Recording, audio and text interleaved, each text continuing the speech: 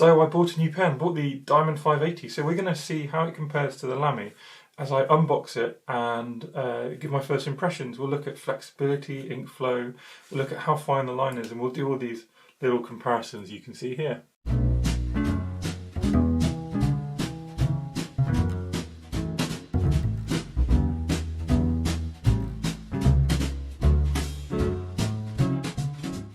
So I bought a new pen. Why did I buy a new pen? That's a very good question. And sometimes I'm not sure myself. The art world being very tempting, it can be easy to go, that's pretty, I'm going to buy it. Oh, what a nice colour, I'm going to buy it. And not really think these things through. But actually I do have a couple of good reasons. The pen I bought is I don't know how to say it, but a TWSBI, TWSBI, one of these pens. And I had two main reasons for buying it. Two justifications for buying it anyway.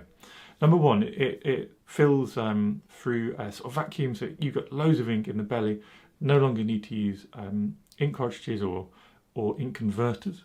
And number two, I wanted an even finer nib than what's available on the LAMY Safari, which is, as you know, my long-standing sketching pen. And I did a little bit of research, and apparently this nib that I have got is a little bit finer.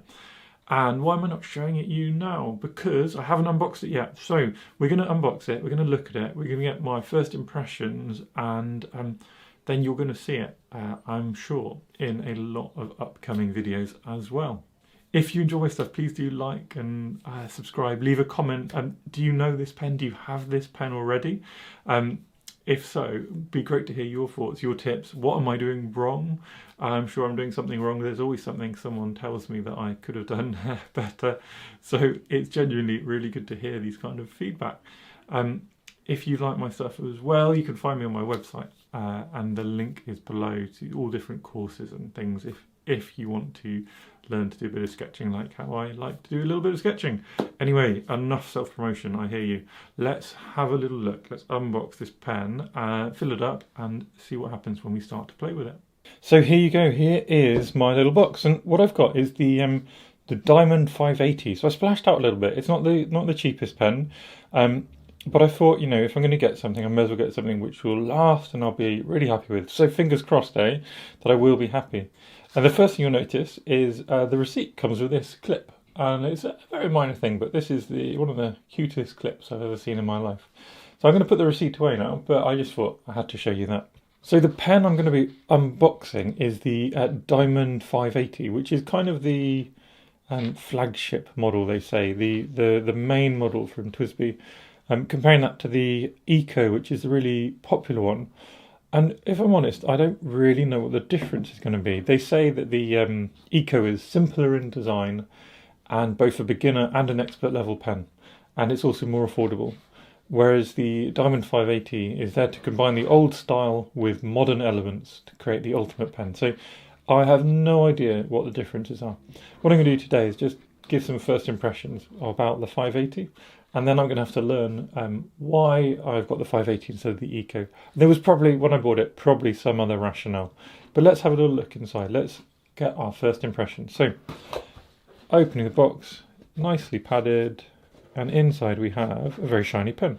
So I do remember I chose the clear version because I like being able to see how much ink's in there, and I've got a clear LAMY, which is my favourite one to use. I think it's just the most interesting, like having a watch where you can see all the cogs. So if we just get the box out, and we've got some, I'm sure what is a little bit of instructions there, and we can see very nice little presentation box. Probably won't stay in this for very long for me. I'm one for just throwing everything in a bag, keeping it all together.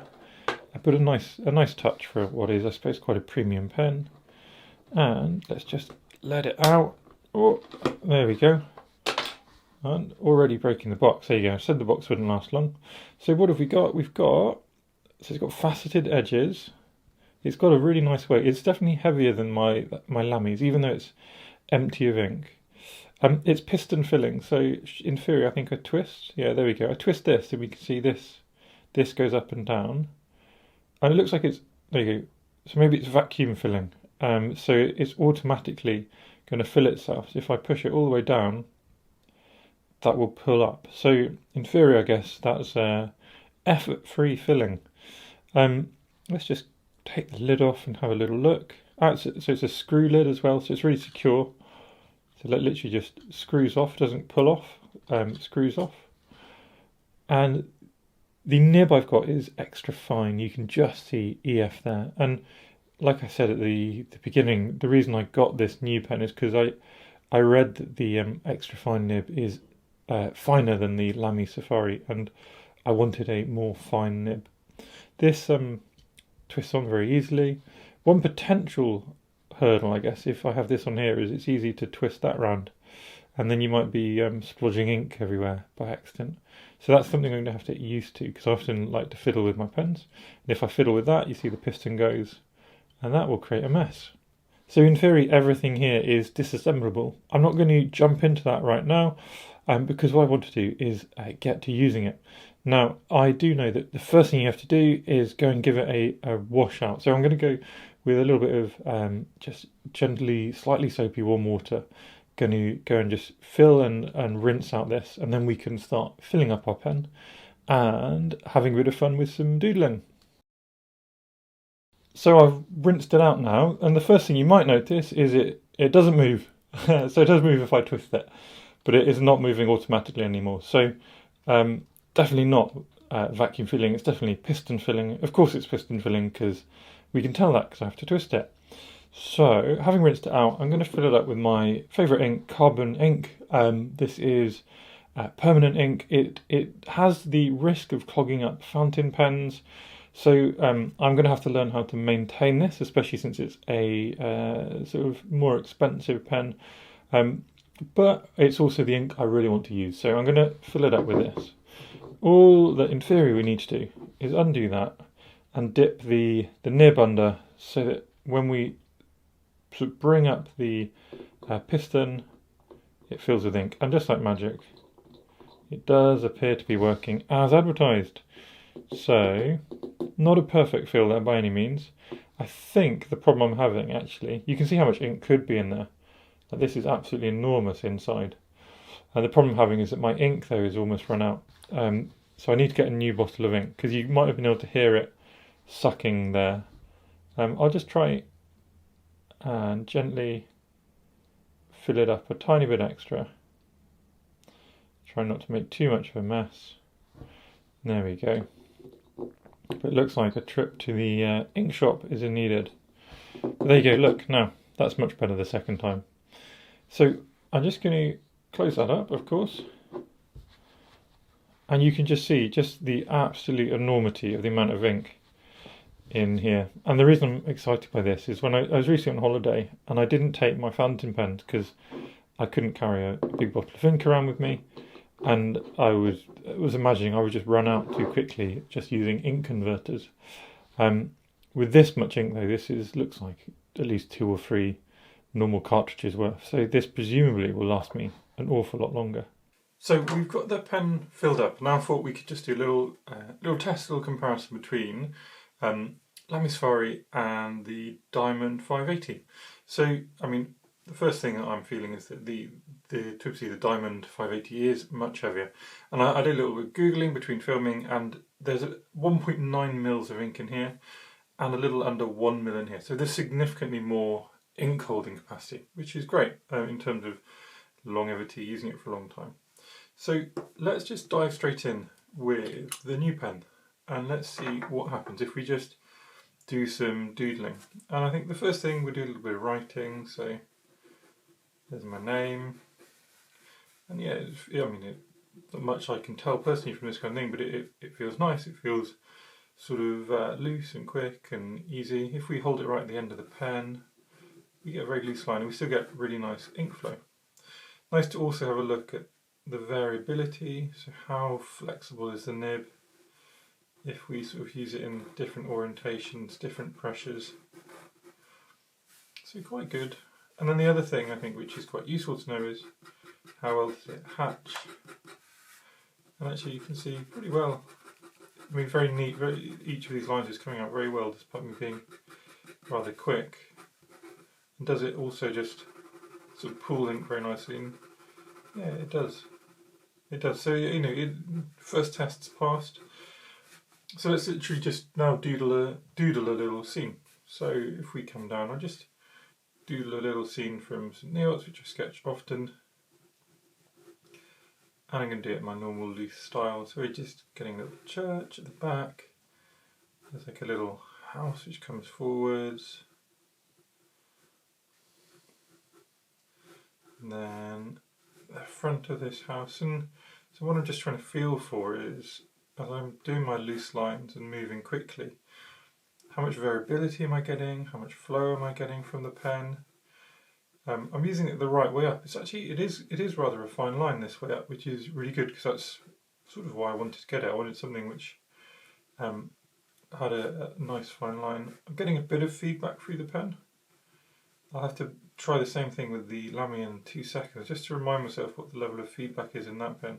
Feedback is like, by the way, when you use a pencil, you can feel exactly what the pencil is doing with every stroke. And for some people that's a good thing, for some people it's a bad. I think for sketching it's a good thing, because you kind of want to know what you want, lots of different sensory inputs to know how your sketching is doing, how it's sort of progressing. So yeah, I think we can see even with these quick lines we're getting a really good flow. It's not got a huge amount of variation. I'm not pressing that hard with it either, but you can see there is some variation certainly. But the flow is very nice, it's very smooth. This is very lightly textured watercolour paper, so I wouldn't expect it to break up much. But it's, yeah, quite an impressive initial feel.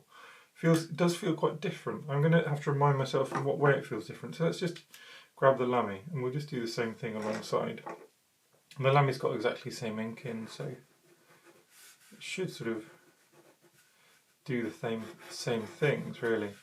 I think we can tell actually that the LAMY is a bit bolder, isn't it? I'm not just making it up. The LAMY is definitely more flexible. So look, this is more of a range in line, but it also, its sort of natural stroke here feels much bolder than the natural stroke over here. I always found it good for hatching, and I'm sure it remains the same, but because this natural stroke's a bit darker, you see the hatching over here is finer than the hatching over here. This is very good for pooling ink, I know that. It actually pools ink a little better than the diamond, I think, again because its natural line is a bit bolder, so it's literally just easier. It's letting more ink out more easily. But this has a very different, finer feel using it the right way up. I think using it the wrong way up, they're very, very similar. So overall, the flexibility of the LAMY seems greater. I'll just do this sketch as well really quickly over here. And if I just use it the right way up again, I think we can tell quite quickly that the LAMY's definitely got a bolder line. So even though they're both extra fine nibs, I should have said at the beginning they're both extra fine nibs, we can see that this is bolder. There's actually, I think there's less feedback coming through this LAMY, so I think actually, yeah, it's a different experience. It's almost smoother, with less feedback coming back through the pen, but also with it the right way up, less control over getting a fine line. With it the wrong way up, which is how I normally sketch with it, actually the feedback increases, so it becomes more similar in many ways, but I know it's a bit harder to easily get good ink flow this way up. So there you go. That's my sort of first impressions with drawing. And what can I say? Well, they're very different price points. This one's more than twice the price, a little bit less than twice the price when you then have to buy an ink converter and things. And this one's more premium in how it feels, it's heavier. The lid, you can't pop the lid on there and sketch it, it's way too heavy doing that, so you have to put the lid somewhere else. In terms of the ink flow, this has got a much finer line but a bit less flexibility than the LAMY. And it has a bit more feedback. I think it has a bit more feedback, at least for me. So excited to keep trying this. First impressions, I'm not disappointed. I'm quite excited. It'd be interesting to see how it sort of evolves and how maybe I have to slightly change my style and move it slightly towards my fine liner style with this, because you get a more controlled finer line. So it's going to be interesting continuing to use these. Let's see what happens. So thank you everyone for watching my little sketching videos. If you enjoy my content, please do subscribe to my channel because it makes me really, really happy. Thanks again.